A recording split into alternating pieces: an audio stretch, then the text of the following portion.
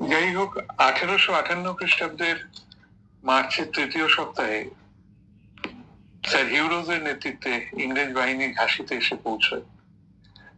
তারা সহজেই ঝাঁসি শহরটা দখল করে এবং পরবর্তীকালে 24শে মার্চ থেকে ঝাঁসি দুর্গ স্যার হিউরোজ অবরোধ করেন।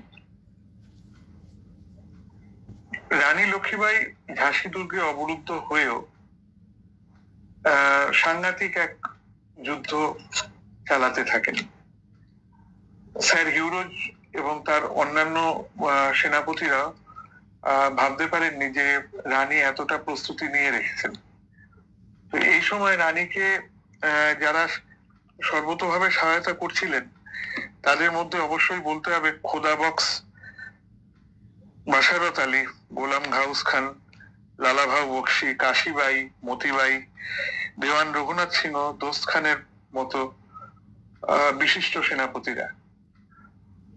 এই সময় ঝাঁসি ফোর্টে অবস্থিত করক বিজলি তোপের সীমাহীন গর্জন ব্রিটিশ সিংহের বুকেও কাঁপুনি ধরিয়ে দিয়েছিল।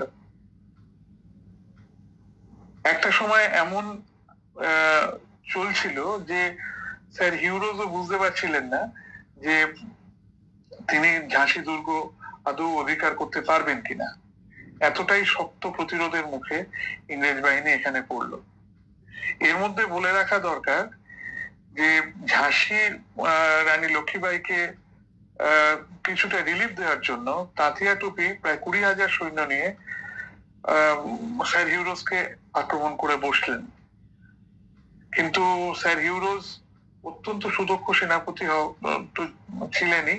তিনি কি করলেন, তাঁতিয়া টুপির বিরুদ্ধে এক প্রস্থ বাহিনী পাঠিয়ে তাঁতিয়া টুপিকে রুখে দিলেন এবং তাঁতিয়া টুপিকে পরাস্ত করলেন।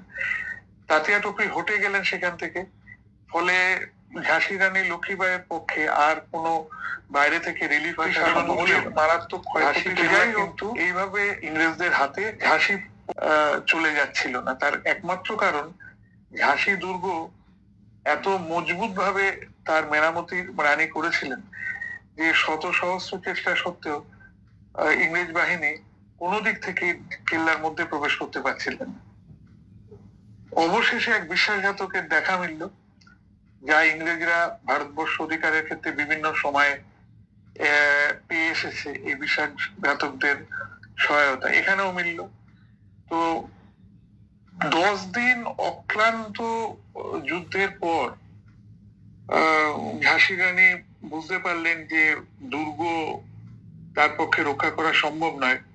দুর্গের একটা ভাঙা অংশ দিয়ে তখন মুহুর্মুহ ব্রিটিশ সৈন্য ঢুকতে শুরু করেছে এবং ঝাঁসির পতন অনিবার্য। তখন ঝলকারি বাইয়ের মতো যারা অত্যন্ত ঘনিষ্ঠ ছিলেন তাকে তারা আবেদন করলেন যে রানী যেন অনতিবিলম্বে দুর্গ ত্যাগ করেন এবং তিনি দুর্গের বাইরে চলে যান। আর যতক্ষণ না তিনি যাচ্ছেন ততক্ষণ তারাই ঝাঁসি দুর্গ রক্ষা করতে থাকবেন। এমত অবস্থায় 2রা এপ্রিল তার আগের রাতে, গভীর রাতে ঝাঁসি দুর্গ পরিত্যাগ করলেন রানী তার প্রিয় ঘোড়া বাদলের ওপর সওয়ার হয়ে। একটা বিশিষ্ট জায়গা ঝাঁসি কোর্টে আজও গেলে দেখতে পাওয়া যায়, যেখান দিয়ে ঝাঁসি রানী লক্ষ্মীবাই তার পুত্র দামোদর রাওকে পিঠে বেঁধে অশ্ব সমেত সেই রাস্তা দিয়ে চলে যাওয়ার চেষ্টা করেছিলেন। অনেক উঁচু থেকে পড়ার জন্য বাদলের মৃত্যু হয়। পরবর্তীকালে রানী লক্ষ্মীবাই ঝাঁসির পথ ধরে এগুতে এগুতে কালপি এসে পৌঁছন। কালপিতে অপেক্ষা করছিলেন তাঁতিয়া টুপি, রাও সাহেব, বান্দার নবাব প্রভৃতিরা। এখানে এসে এরা আলোচনায় বসেন যে এদের পরবর্তী পদক্ষেপ কি হবে। কিন্তু এরা বেশ কিছু সময় হাতে পাননি। তার কারণ ইংরেজ ফৌজ প্রায় সাথে সাথে তাদের পিছু ধাওয়া করেছিল। এখানে একটা মর্মান্তিক ঘটনার কথা উল্লেখ না করলেই নয়। এই ঝাঁসি ফোর্ট ব্রিটিশরা অধিকার করার পর ঝাঁসির রানী লক্ষ্মীবাইয়ের পিতা মোড়পন তাম্বে আহত অবস্থায় ঝাঁসির কেল্লা থেকে পালিয়ে যাওয়ার পথে ব্রিটিশ সৈন্যের হাতে ধরা পড়ে এবং এই তাকে আহত অবস্থাতে ঝাঁসি ফোর্টের মধ্যে তারা এনে সেইখানে ফাঁসি দেয়। যাই হোক, কালপিতে ইংরেজ বাহিনী আবার জয়লাভ করে। এখানে রানী নেতৃত্ব দিলেও বিদ্রোহীদের বাহিনী কিন্তু স্যার হিউরোজের সামনে আবার দাঁড়াতে ব্যর্থ হয় আর কি।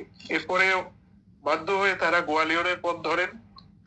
গোয়ালিয়রে তারা সহজেই ঢুকতে পারেন, তার কারণ গোয়ালিয়রের প্রজারা বিদ্রোহীদের শহরের দরজা খুলে দেন এবং গোয়ালিয়রে রানী এবং অন্যান্য বিদ্রোহী নেতৃবৃন্দ সেখানে গোয়ালিয়র ফোর্টে তারা বা দুর্গে তারা প্রবেশ করেন এবং গোয়ালিয়রে থাকতে শুরু করেন। এখানে বলা বাহুল্য যে পেশোয়া নানা সাহেব ওই সময় গোয়ালিয়র এসে পৌঁছান। এইখানে বিরাট জাঁকজমকপূর্ণ এক অনুষ্ঠানে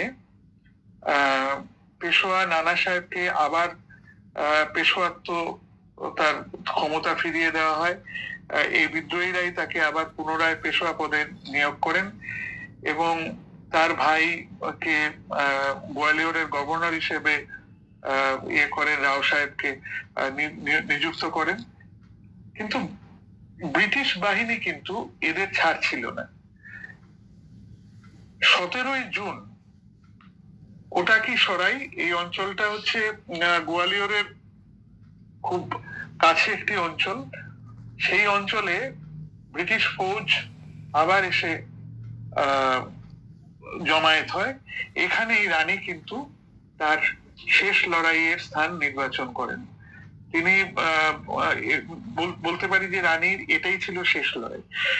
17ই জুন কোটাকি সরাইয়েতে রানী এবং বিদ্রোহী দল আবার ইংরেজদের মুখোমুখি হয়। এই যুদ্ধে রানী পুরো পুরুষের বেশে সেনাপতিত্ব করেছিলেন এবং তার রণনৈপুণ্যে, তার সাহসিকতায়, তার বীরত্বে হেন কোনো ইংরেজ সেনাপতি নেই যে সেই যুদ্ধে অংশগ্রহণ করেছেন যিনি মুগ্ধ হননি। তো রানীর প্রচন্ড বিক্রম পরিদর্শন করলেও সেই যুদ্ধে ইংরেজ বাহিনী কিন্তু জয়ী হয়। কিন্তু তার আগে যে ঘটনাটার কথা বলবো সেটা হচ্ছে যে এই লড়াই চলাকালীন রানী লড়তে লড়তে তার দুবার তাকে নিজের যে অশ্ব তা মারা যাওয়ার কারণে তাকে দুবার অশ্ব বদল করতে হয় এবং তৃতীয় অশ্ব বদল করার সময় তিনি যখন এই অশ্ব দ্বারা অশ্বারোহী হয়ে যখন যুদ্ধ করতে থাকেন সেই সময় সেখান দিয়ে যেতে যেতে একটা নালা পড়ে। সেই নালাটা পার হতে ঘোড়াটি অস্বীকার করে, অর্থাৎ ঘোড়াটি যেতে চায় না। রানীর পশ্চাৎবর্ধন করছিলেন আরো বেশ কিছু ব্রিটিশ সৈন্য। তারা কিন্তু রানীকে, ঝাঁসি রানী লক্ষ্মীবাইকে তারা আদৌ চিনতে পারেনি, কারণ তিনি পুরুষ বেশে ছিলেন। তারা রানীকে পুরুষ একজন সৈনিক ভেবেই, শত্রুপক্ষের সৈনিক ভেবেই আক্রমণ করে এবং রানী কিন্তু খুব সাবলীল ভাবে ওই দুজন সৈন্যকে বধ করলেও তৃতীয় সৈন্যের বন্দুকের গুলিতে মারাত্মক ভাবে আহত হন এবং এই অবস্থাতেও তিনি কিন্তু ওই তার শত্রুকে তিনি বধ করতে সমর্থ হন। কিন্তু রানী বুঝতে পারেন যে তার অন্তিম অবস্থা এসে গেছে। তখন তিনি চাইছিলেন যে তার মৃতদেহ কোনোভাবেই যাতে ব্রিটিশ সেনার হাতে না পড়ে।